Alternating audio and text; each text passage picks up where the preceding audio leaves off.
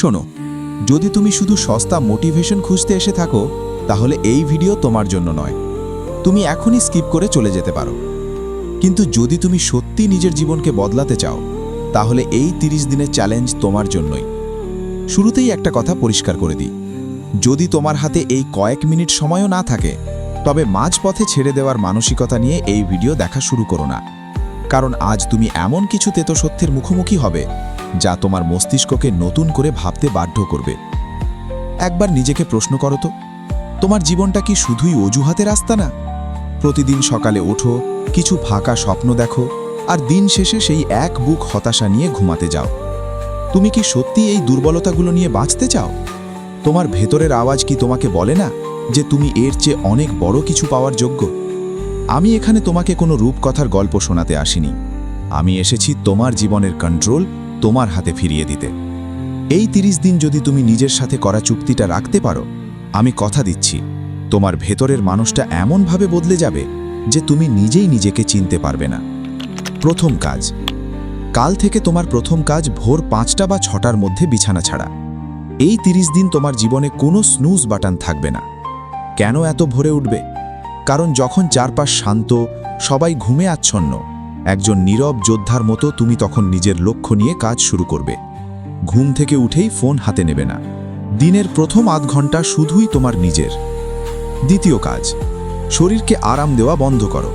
প্রতিদিন 5 মিনিটের জন্য ঠান্ডা জলে স্নান করো। এটা তোমার স্নায়ুকে জাগিয়ে তুলবে আর মাথার সব অলসতা এক ধাক্কায় দূর করে দেবে। মনে রেখো, তোমার শরীরটা আজে বাজে জিনিস ফেলার ডাস্টবিন নয়, এটা তোমার স্বপ্ন পূরণের প্রধান হাতিয়ার। তাই এই 30 দিন সব ধরনের জাঙ্ক ফুড এবং অতিরিক্ত মিষ্টি পুরোপুরি বাদ দাও। আর ভেতরের অস্থিরতা দূর করতে প্রতিদিন অন্তত 10 মিনিট শান্ত হয়ে বসো। চোখ বন্ধ করে শুধু নিজের শ্বাস প্রশ্বাসে মনোযোগ দাও। তৃতীয় কাজ, আজকের পৃথিবীতে মানুষের সবচেয়ে দামি সম্পদ হলো মনোযোগ। আর তুমি সেই সম্পদ সস্তায় বিক্রি করছো সোশ্যাল মিডিয়ার নোটিফিকেশনের কাছে। কাজ শুরু করার আগে দিনের সবচেয়ে জরুরি 3টি কাজের একটা লিস্ট করো। কাজ করার সময় ফোন অন্য ঘরে রেখে আসো, ইন্টারনেট বন্ধ রাখো অন্তত 90 মিনিটের জন্য। নিজেকে প্রশ্ন করো, যে কাজটা এখন করছি সেটা কি আমার জীবন বদলাতে সাহায্য করবে? উত্তর না হলে সাথে সাথে কাজে ফিরে আসো। চতুর্থ কাজ, যেসব মানুষ তোমার এনার্জি নষ্ট করে তাদের থেকে 100 হাত দূরে থাকো। সোশ্যাল মিডিয়ায় অন্যের জীবন দেখে শুধু দর্শক হয়ে থেকো না, নিজের জীবনটা এমনভাবে তৈরি করো যেন তুমি নিজেই একজন সৃষ্টিকর্তা হতে পারো।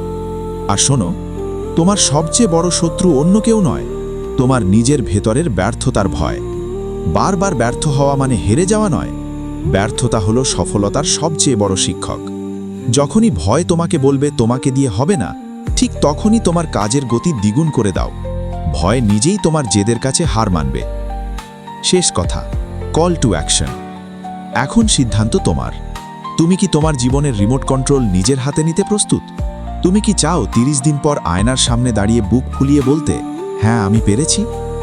জীবনে পরিবর্তন আনার জন্য আগামী সোমবার বা 1 তারিখের অপেক্ষা করতে হয় না।